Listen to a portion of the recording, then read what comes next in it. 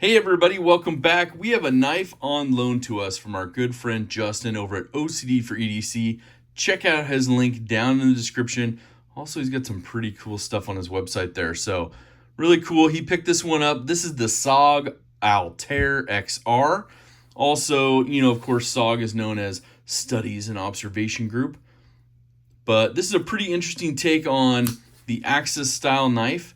And they've kind of done their own little hey, how are you into the, Axis bar lock community. Now, they do have some interesting things on here.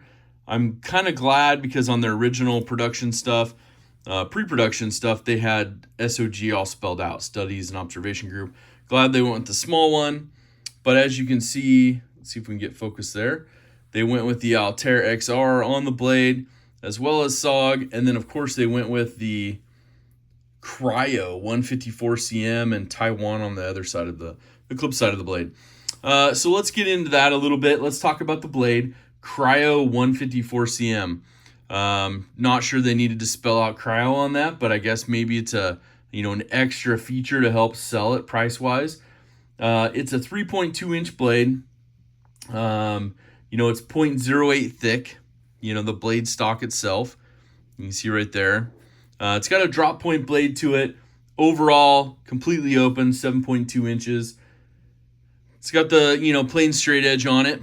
Very thin, very slicey. We'll cut a piece of paper up. You can hear the action. The interesting part is the detent portion.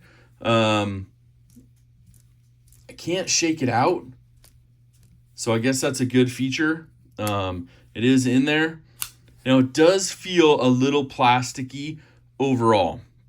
And what I mean by this is you have your Gryvery, your GRN, your glass reinforced nylon scales. This is their Canyon Red color. And then they have like a blue-gray kind of plastic cover over the XR lock. Their little backspacer that you can actually replace and put the lanyard hole on. And kind of plastic thumb studs. So not sure if that's going to be one of the best things to do overall, but we shall see how it holds up.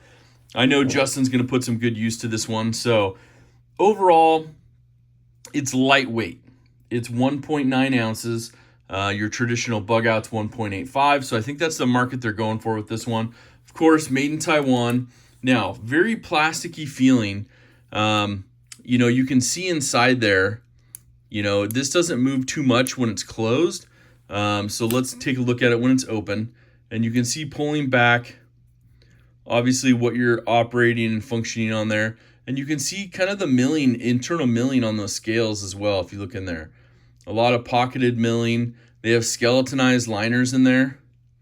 So that's a different, unique feature as well. They have a titanium nitride finish on the blade. So it's not going to be the traditional, black Cerakote. It's not going to be the stonewash. So it gives it a different look to it. They do offer these in a couple different colors, red, black, and green. One of the things that really kind of stood out to me, besides kind of that detent feeling when it closes, because it comes down here and hits when you're pulled back. And so then obviously it's going to stay in there pretty well. And that's just how they built the internals on their XR lock. So you'll get used to it, and then you can close it smoothly like that.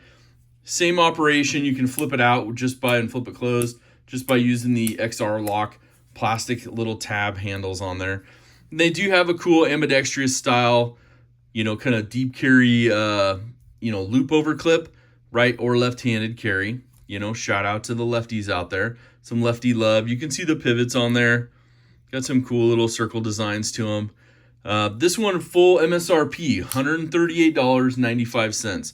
So they're in that bug out realm, that Hogue Deca realm, those kind of things. That's one of the things I want to look at as well. Let me grab a Hogue Deca real quick. Want to compare that one with this as well. So we've talked about all of it. When it's closed, 4 inches, and the handles. We talked about the Gryvery colors. We talked about those kind of things. And the covers and the thumb studs kind of make it that plasticky feel. You don't notice it too much on the thumb studs, but you notice it, if you're used to, a bug out or a Deca, something that's got more of a stainless steel here, you're going to notice that a little bit more. But that's okay. That's how it goes. Hardness was something on this one. The Cryo 154 CM, and the hardness they're coming in at is, they gave a range of 59 to 63.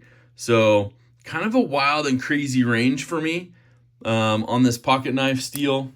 I don't know. Most of them are like 58 to 60, 59 to 61. I haven't seen a 59 to 63 before, but you can see just from touching it a couple times what you're going to get on your titanium nitride coating. So you're going to have to carry a little, a little fleece or a little rag with you to wipe that off. Maybe a nice little pocket hank from your favorite hankster. But let's do a comparison real quick. So I want to compare these to a Hogue Deca, which you're going to see right here. It's going to be in that same material range, same handle range, same blade length range, all that good stuff happening. And you can really get a really good look in comparison with that. So, you're going to have a little bit different options on your pocket clip, which are totally fine. But thickness overall is something I'm going to compare as well as soon as we get done comparing these. So here's your Benchmade bug out. Similar comparison when you have, handle length, a little bit longer. You can see a little bit different design here, a little bit more of a pronounced area for your, index finger. Blade's a touch longer.